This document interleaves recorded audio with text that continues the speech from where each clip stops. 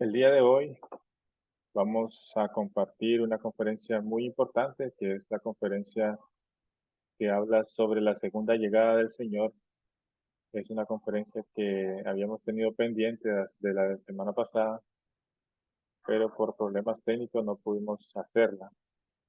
Sin embargo, estamos aquí el día de hoy presentes para concluir con este ciclo de estudio del principio divino. Entonces, si alguno de los que se están escuchando tiene alguna pregunta, alguna duda, o de los que están en, eh, en Facebook, si ven ese video y les surge alguna duda, alguna consulta, no duden en preguntar, ¿verdad? En comentar para que podamos aclararlo. Bien, voy a compartir pantalla a continuación.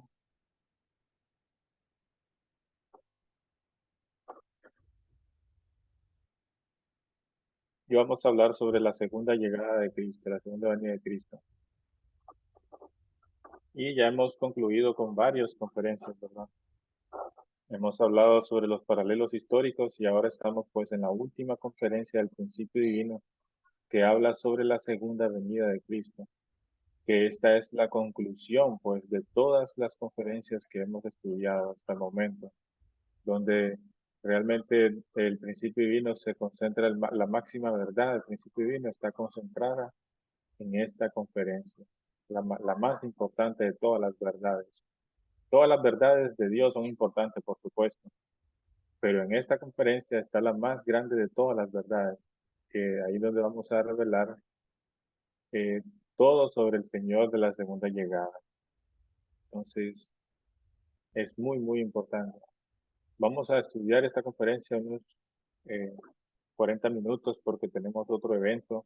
A las 7 tenemos otra condición aquí en la iglesia, entonces vamos a estudiarlo hasta las 6:40, esta conferencia. Bien, entonces, hay varios versículos bíblicos aquí a continuación. Todos estos versículos bíblicos, si los leemos uno por uno, ellos nos van a hablar sobre la promesa que Jesús hizo de que Él iba a volver. Recordemos que no existía en el Antiguo Testamento algún concepto de que el Mesías tenía que volver dos veces. No existe eso en el Antiguo Testamento. El Mesías, Dios, tenía planeado enviarlo solo una vez, y el Mesías tenía que establecer el reino de los cielos. Pero debido al fallo que ocurrió, ¿verdad? Que el pueblo judío no creyó en Jesús, no tuvo fe en Jesús. Entonces Jesús comenzó a hablar de la segunda venida. Fue Jesús el que introdujo la segunda venida del Señor cuando ya vio que las cosas no estaban saliendo de acuerdo a la voluntad de Dios. O sea, el pueblo judío no creyó en Jesús, no estaba creyendo en Él. Y aquí vemos varios versículos donde Jesús menciona que el Señor tiene que volver a venir, o sea, que Él tiene que regresar nuevamente. O por ejemplo, dice aquí yo vengo pronto, dice en Apocalipsis 22. Dice, y mi galardón conmigo para recompensar a cada uno según su obra. El que da testimonio de estas cosas dice, ciertamente vengo en breve. Y así también Marcos 8:38, Mateo 10:23, Mateo 16:27, dice Mateo 16:27, porque el Hijo del Hombre vendrá a la gloria de su Padre con sus ángeles, y entonces pagará cada uno conforme a sus obras. El Hijo del Hombre vendrá, el Mesías vendrá de nuevo.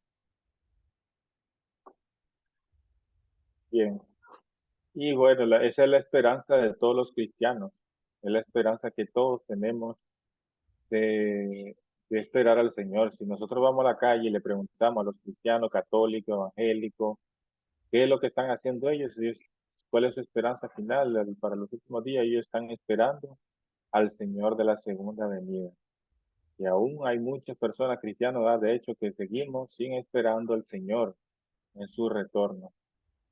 Y esta conferencia nos va a aclarar cómo es que ese Señor, el Señor de la segunda llegada, va a regresar. ¿Cómo va a regresar? ¿Cuándo va a regresar? ¿Y dónde va a regresar el Señor? ¿Por qué? Porque ¿Por qué tenemos que aclarar esto? Porque hay muchas cosas que se han venido creyendo mal durante 2000 años. Muchas cosas que la Biblia dice que son simbólicas, las personas las toman como si fueran literales, ¿verdad? Entonces crea confusión. Las personas están esperando al Señor en las nubes del cielo, así, ¿verdad? Como volando en las nubes. Entonces ya vamos a explicar qué es lo que nos dice el principio referente a eso. Entonces la segunda venida es la esperanza de todos los cristianos. Por eso ahí vemos esos versículos bíblicos que reflejan eso. Dice 1 Corintios 4:5, así que no juzguéis nada antes de tiempo hasta que venga el Señor. Bueno, en 2 Pedro 3:9 dice, el Señor no retarda su promesa, según algunos la tienen por tardanza, sino que es paciente para con nosotros, no queriendo que ninguno perezca, sino que todos procedan al arrepentimiento. O sea, básicamente lo que explicamos a través de estos versículos eh, es que el Señor va a venir y nosotros como cristianos, católicos, ya sea católico, evangélico, las personas, ¿verdad? Cristianas, no son inconscientes de esto. O sea, ellos saben que el Señor va a venir y están con esperanza en sus corazones, por supuesto, esperando el día. Como dice en 1 Tesalonicenses, capítulo 4:15, dice, porque el Señor mismo, con voz de mando, con voz de arcángel y con trompeta de Dios, descenderá del cielo, y los muertos en Cristo resucitarán primero. Bien. Entonces la pregunta que nos hacemos a continuación es ¿cómo? Ya sabemos que Cristo va a venir porque Jesús mismo lo mencionó y los cristianos también tienen la esperanza y su esperanza está puesta en ese último día, en ese día en el cual el Señor regrese. Porque para ellos, ¿verdad? Para los cristianos, pues ya una vez que venga el Señor, como dice la Biblia, Él va a separar los lobos de las ovejas y se va a llevar lo suyo, ¿verdad? Y los demás se van a quemar en el infierno eterno. Eso es la creencia eh, cristiana común que nosotros podemos encontrar en las diferentes denominaciones cristianas. Pero ¿será que esto es realmente así? ¿Será que Dios va a perder a muchos de sus hijos, ¿verdad? Porque no todos son calificados como ovejas, ¿verdad? Muchas personas tienen pecados, tienen males, hacen cosas malas, entonces todas esas personas se van a ir a un infierno eternamente. ¿Será que eso es así? ¿Qué nos ha estado hablando el principio divino respecto a eso? En el principio divino dice que Dios quiere salvar a todos, sin excepción, todos. Aún aquellas personas que han cometido pecados y que han hecho cosas malas, Dios también quiere salvar a ellos. Entonces, ¿cómo va a suceder esa salvación si ellos han cometido pecados, si ellos han hecho cosas malas? Eh, como decían los discípulos, ¿verdad? Como los discípulos de Jesús le decían, entonces, eso es imposible para los hombres, dice. Y pero Jesús, ¿qué le respondió? Lo que es imposible para los hombres, pero para Dios todo es posible, le dijo Jesús. Para los hombres eso es imposible, pero para Dios todo es posible. Entonces, ¿cómo es que va a ser Dios para restaurar a esas personas? Bueno, ya lo vimos en la resurrección por retorno, ¿verdad? De que Dios va a utilizar incluso esas personas para restaurar el espíritu de otras personas. Bueno, ya eso lo hablamos en la resurrección, cómo es que ellos van a resucitar. Pero entonces, esa creencia de que todos, una parte de la gente se va a ir al infierno eternamente, no es así en realidad, ¿verdad? No es así, sino que van a haber un periodo de restauración. Entonces, ¿cómo vendrá Cristo? ¿Cómo vendrá? ¿Cómo lo tenemos que esperar? Por supuesto, los últimos días son días de esperanza para Dios, para la humanidad, porque finalmente se puede terminar por completo el mundo de maldad. El principio divino nos revela que la manera en que volverá Cristo es una manera en realidad que no es algo que no podamos entender. En realidad lo entendemos, lo vamos a entender bien. Porque en la Biblia nos aclara hay versículos bíblicos que nos dicen que que el Señor, perdón, vendrá en las nubes del cielo con un coro de ángeles. Y hay versículos también que nos dice que eh, van a ser de nuevo en la carne. O sea, hay versículos que dicen que va a venir en el cielo, las nubes del cielo, hay otros versículos que dicen que va a nacer en la carne. Entonces hay que ver bien y hay que estudiar bien porque la Biblia hay muchas cosas que están escritas en símbolo y muchas cosas que tenemos que interpretar correctamente, si no podemos causar confusión. Como por ejemplo en Marcos 13:26 dice, entonces verán al Hijo del Hombre que vendrá en las nubes con gran poder y gran gloria. Marcos 13:26. Y en Apocalipsis 1:7 dice, he aquí que viene en las nubes y todo ojo le verá y los que le traspasaron también le verán. Entonces ahí la Biblia básicamente nos está diciendo que Él vendrá en las nubes del cielo con gran poder y gran gloria y todo ojo le verá, dice.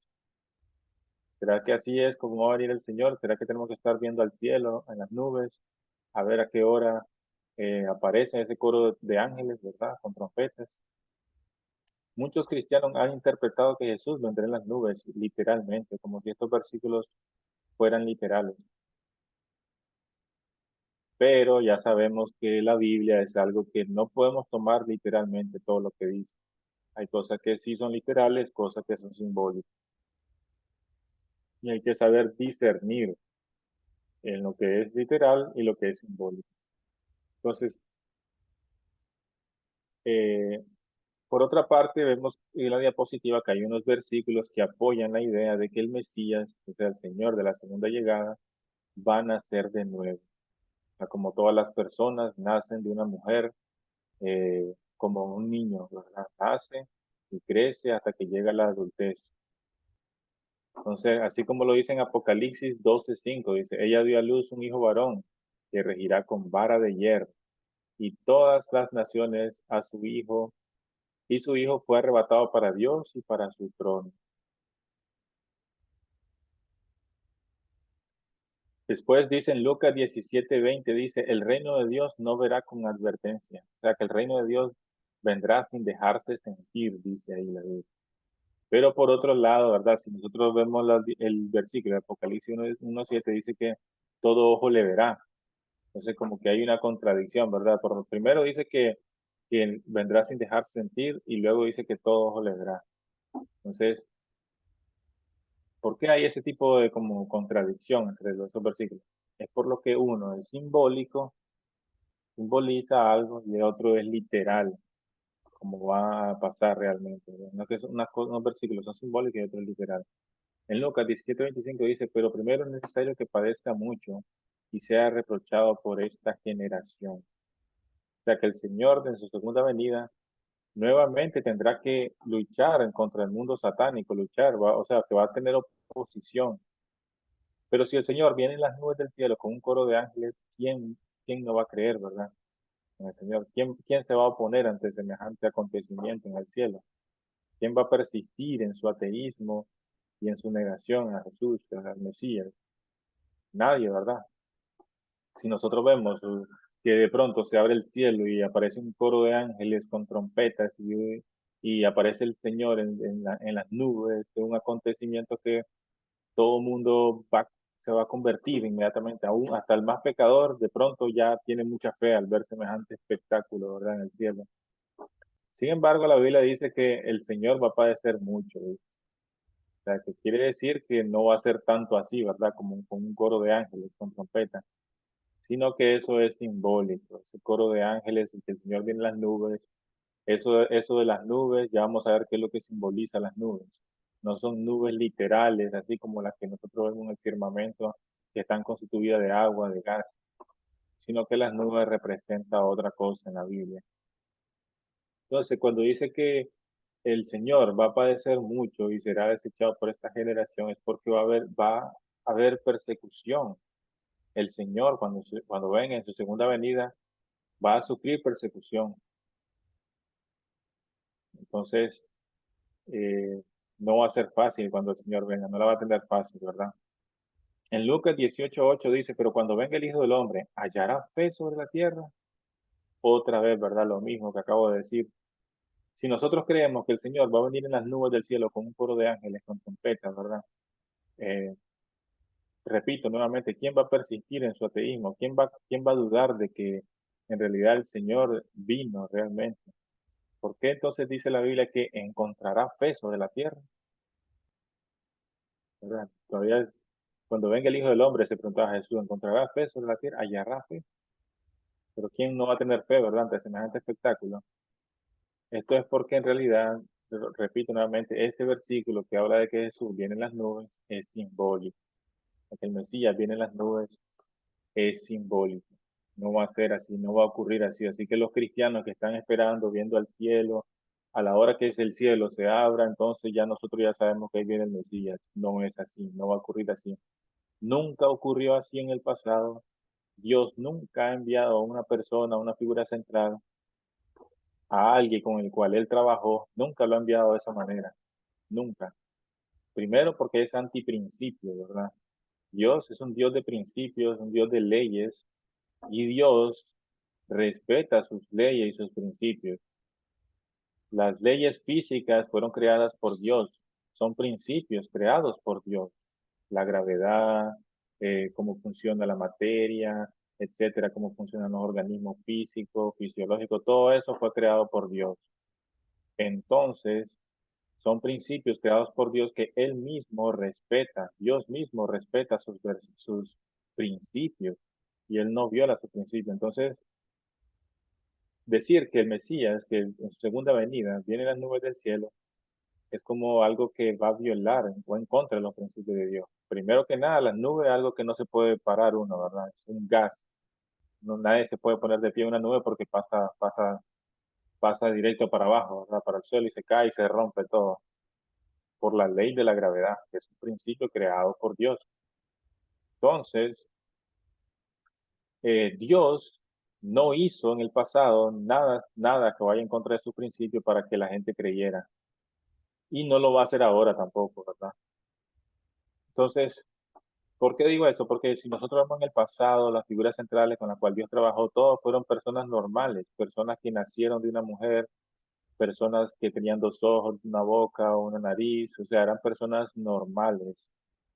Y, y no eran nada que venía así como del cielo, algo maravilloso, algo que inexplicable, no. Dios siempre trabajó con personas normales que nacieron de una mujer normal, como nacen todos los niños, ¿verdad? Así es como nacemos todos de una mujer. Entonces, de esa manera es como Dios trabaja con las personas, porque esa es la manera con la que Dios creó. Y es un milagro, la vida es un milagro, ¿verdad? Que nazca un niño es un milagro, que la concepción misma es un milagro. Cuando un espermatozoide se une a un óvulo y crea un nuevo ser, un ser diferente, eso es un milagro de Dios. Entonces, ahí está el milagro, ¿verdad?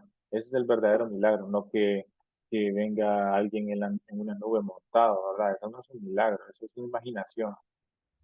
Entonces, es lo que tenemos que nosotros ir evaluando ya, ¿verdad? En esa conferencia, e ir separando lo que es simbólico de lo que es realmente literal. Entonces, así como dice también Mateo 7, 22 y 20 al 23, dice, jamás os conocí apartados de mí, agentes de iniquidad. Eh, bien, ese versículo, Jesús se refiere a, por supuesto, los escribió los fariseos que al final no creyeron en Jesús, se opusieron a Jesús. Ellos, que eran los que se suponía que debían seguir a Jesús más que ninguna otra persona, porque eran los escribas y los fariseos los que estaban embebidos en la ley mosaica y conocían las leyes de Moisés de pies a cabeza. Por lo tanto, ellos sabían de las escrituras y eran los que debían seguir a Jesús, al Mesías. Pero por el contrario, ellos fueron los que se opusieron y lo persiguieron. Entonces, Jesús ya predecía lo que podía pasar en el futuro. en ese versículo de Mateo 7, 22 al 23. ¿Por qué? Porque Jesús, eh, bien, se lo voy a leer, lo que pasa es que la Biblia la tengo, bueno, se lo voy a leer aquí, voy a buscar el versículo bíblico, permítanme.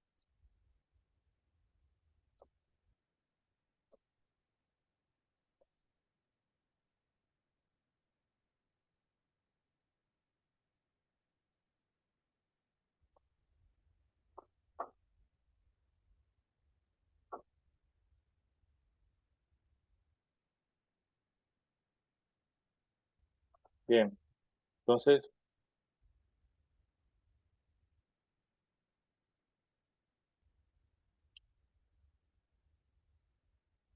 Mateo.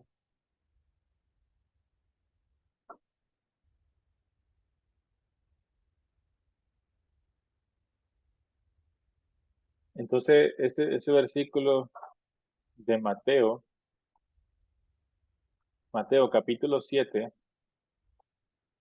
que dice versículo 20, 21, desde el 21 comienza.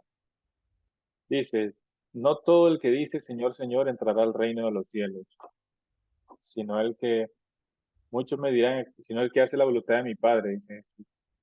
Muchos me dirán en aquel día, o sea, en los últimos días, Señor, Señor, no profetizamos en tu nombre, no echamos fuera demonios, no hicimos milagros en tu nombre. Sin embargo, yo les declararé, dice, apartados de mí, nunca os conocí, hacedores de maldad. A pesar de que esas personas hicieron muchos milagros en nombre del Señor, expulsaron demonios en nombre de Jesús, en nombre del Señor, y hicieron muchas cosas buenas en nombre del Señor, profetizaron en nombre del Señor. Sin embargo, Jesús en los últimos días le va a decir, apartados de mí, agentes de iniquidad o hacedores de maldad. ¿Por qué, verdad? La gran pregunta es ¿por qué? Porque, repito, así como los escriben los fariseos, que eran los que se suponía que debían seguir al Mesías antes que nadie, porque ellos eran los que conocían las escrituras más que nadie y estaban unidos al templo más que nadie. Entonces, así como ellos se opusieron a Jesús, así Jesús ya predecía que los cristianos más fervientes, los que son capaces de expulsar demonios, los que profetizan en nombre de Jesús, los que hacen milagros en nombre de Jesús, esos cristianos que son grandes, ¿verdad? Haciendo milagros, ellos que se supone que son los que deberían de seguir al Mesías cuando venga, ellos van a ser los primeros que se opongan al Mesías. Ya Jesús ya predecía, por eso decía, por eso, aunque ellos hagan todas esas cosas, todos esos milagros, ¿verdad? En nombre del Mesías, en nombre de Jesús, sin embargo, al final el Mesías les va a decir, apartados de mí, nunca os conocí, hacedores de maldad. ¿Por qué? Porque ellos se van a oponer al Mesías. Ellos van a ser los primeros que se van a oponer. ¿Por qué? Porque el Mesías, cuando venga en su segunda venida, él va a traer cosas nuevas, una nueva enseñanza. No va a venir a enseñar lo que ya los cristianos saben, ¿verdad? Él viene a traer una nueva enseñanza, una nueva filosofía. Entonces, esa filosofía, esa enseñanza que el Mesías va a traer, va a ser difícil de digerir para los cristianos que ya están establecidos y acomodados, ¿verdad? En un pensamiento antiguo. Y ellos ya se sienten cómodos, ya ellos ya dicen, bueno, ya soy salvo, ¿verdad? Ya he hecho muchas cosas buenas para el Señor. Pero no, va a ir el Señor otra vez en segunda venida y va a traer una nueva verdad. Entonces, por eso dice la Biblia, tenemos que profetizar nuevamente contra muchos pueblos, naciones, lenguas y reyes. Por eso es que eh, cuando venga el Mesías en su segunda venida, ellos van a ser los primeros en que se van a oponer al Mesías. ¿Por qué? Porque hay una tendencia, ¿verdad? Existe una tendencia en que la mentalidad vieja siempre quiere perseverar y no rendirse tan fácilmente ante lo nuevo. Cuando viene algo nuevo, cuando hay algo nuevo, una nueva enseñanza, nosotros tenemos la tendencia a no asustarnos, ¿verdad? Y simplemente rechazar todo, simplemente darle la espalda, simplemente apartarnos y nos cerramos, ¿verdad? Completamente, nos cerramos nuestra mente, nuestro corazón, nos cerramos y pensamos que ya estamos salvos y que estamos haciendo bien para Dios y para la providencia, pero sin embargo nos cerramos totalmente a la verdad, a esta nueva verdad que Dios nos ha dado, que Dios nos está revelando para poder seguir el camino de la restauración. Entonces, por eso Jesús dijo eso en Mateo 7, desde el 21 comienza, desde el 21 al 23. Entonces tenemos que evaluar bien, o sea, de qué manera volverá Cristo y no cometer el mismo error que se cometió hace 2000 años con Jesús. Porque algo que tengo que decirles es que Jesús también lo estaban esperando en las nubes. ¿Y qué son las nubes? ¿Verdad? Porque recordemos que estaba profetizado que también de que Jesús iba a venir en las nubes del cielo, ¿recuerdan? En Daniel 7:13. Y vi sobre mis visiones de las noches como un hijo del hombre, dice, que bajaba sobre las nubes del cielo. Y sin embargo, también hay otro versículo en la Biblia que dice que Jesús iba a nacer en Belén. Entonces, hay dos versículos diferentes. Uno que dice que Jesús venía en las nubes y otro que nació en Belén. ¿Cuál de los dos es el verdadero? Ambos, ¿verdad? El principio divino explica que ambos son correctos. Lo que pasa es que el de las nubes es simbólico y el que va a nacer, el que testifica o da testimonio de que Jesús va a nacer en Belén es literal. Uno es literal y otro es simbólico. Entonces, ¿qué es lo que simbolizan las nubes en la Biblia? Aquí, como dice en Marcos 13:26, dice, entonces verán al Hijo del Hombre que vendrá en las nubes con gran poder y gloria. Entonces, como le decía, para la primera venida se predijo también una venida en las nubes. En Daniel 7:13 dice, miraba yo la visión en la noche, dice, y he aquí que con las nubes del cielo, dice, venía como un hijo de hombre. O sea que el Mesías venía en las nubes del cielo. Pero Jesús sabemos que nació en Belén, como lo predijo Miqueas.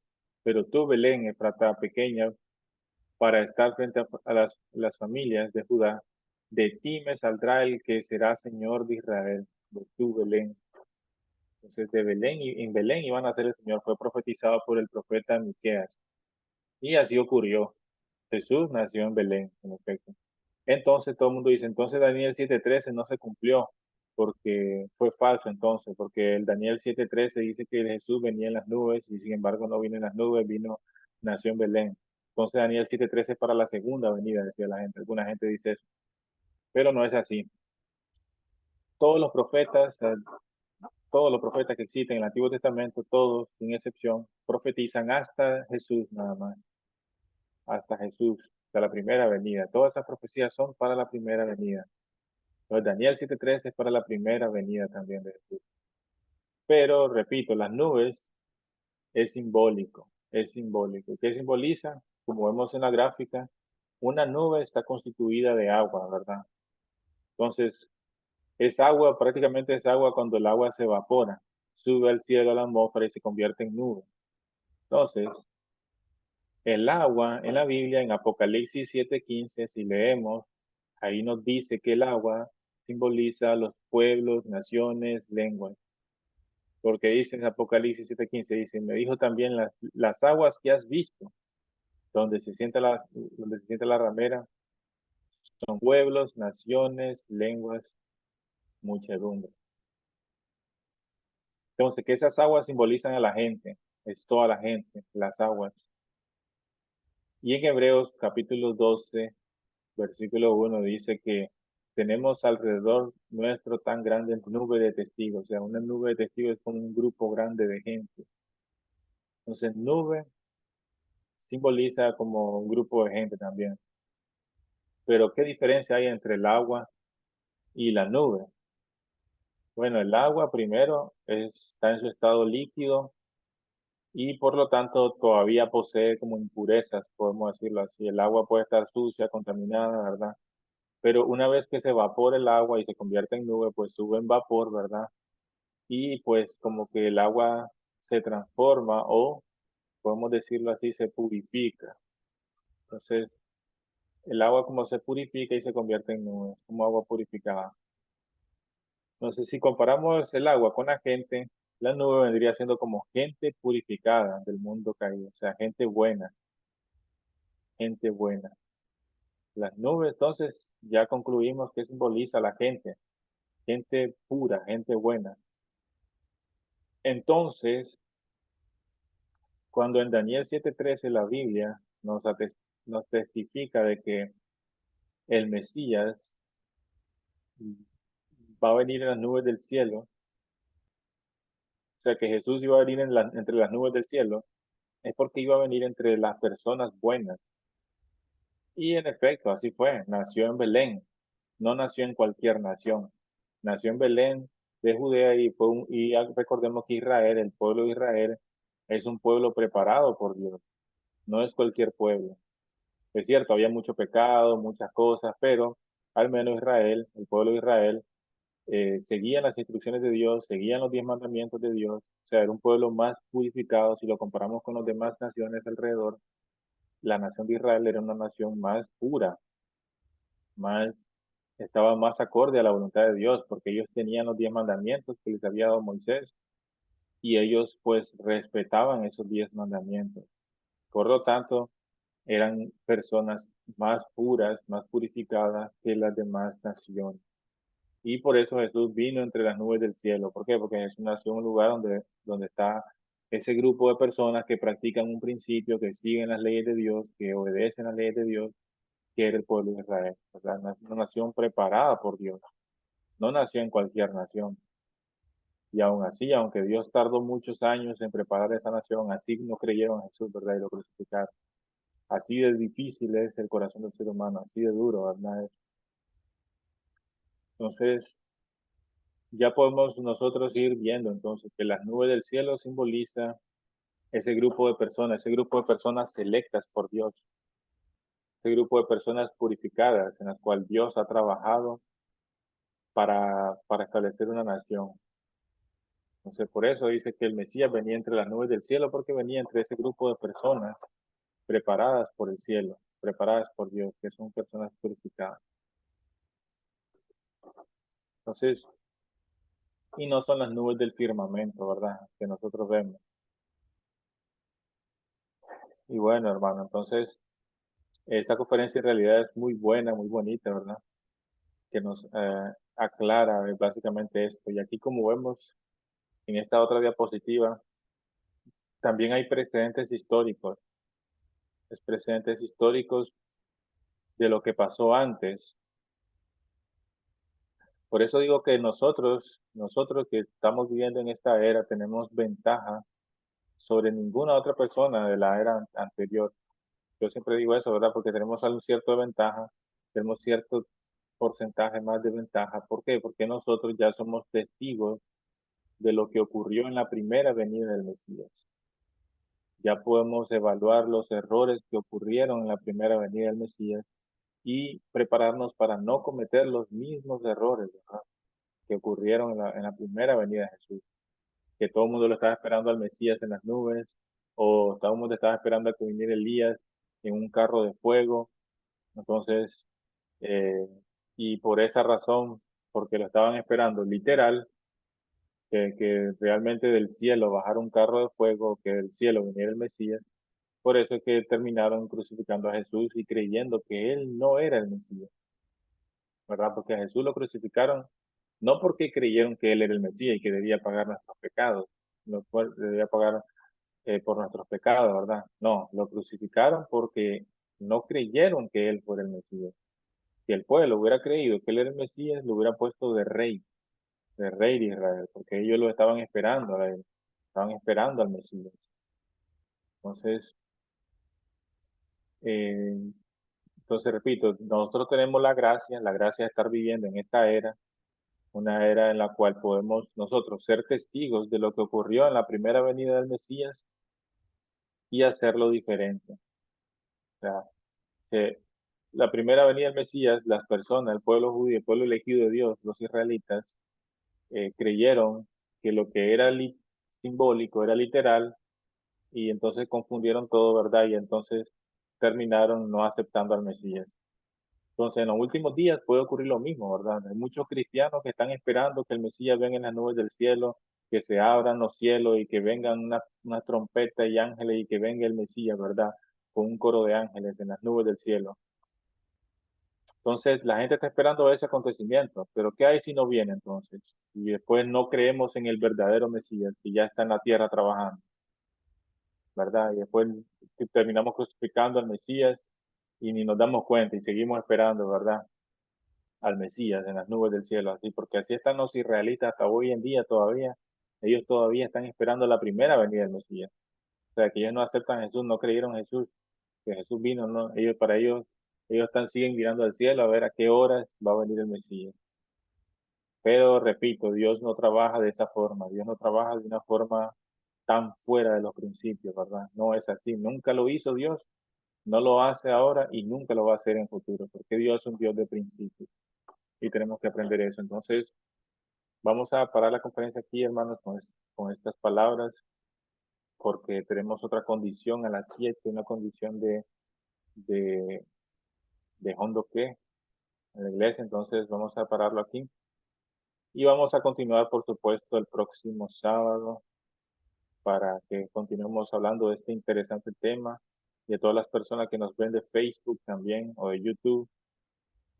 Sigan adelante con el estudio del principio. Si tienen alguna pregunta, pueden hacerla en los comentarios y con gusto nosotros le vamos a responder, ¿verdad? Entonces,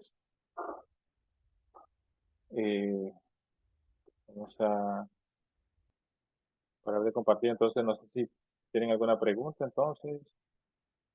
Si no tienen preguntas, vamos a parar aquí, ¿no? ¿No tienen ninguna pregunta, Carlos?